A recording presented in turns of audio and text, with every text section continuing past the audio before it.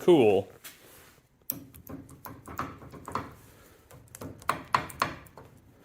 Not cool.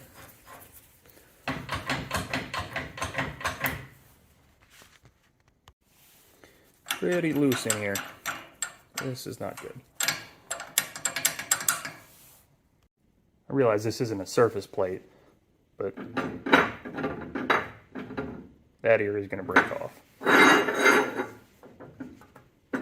None of them are flat.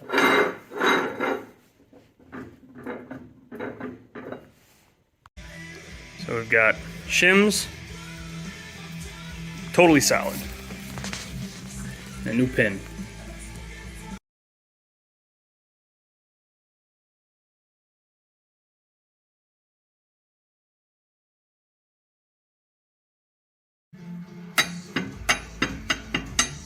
That ain't gonna do either.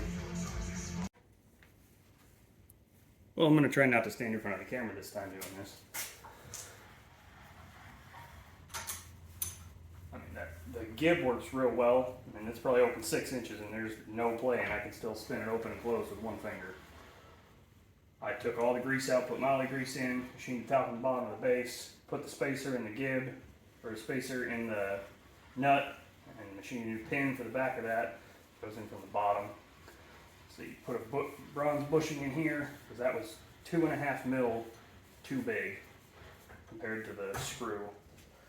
The jaws line up okay, not great, but eventually I'm going to put bearings in here, both front and back, but for now, plenty good.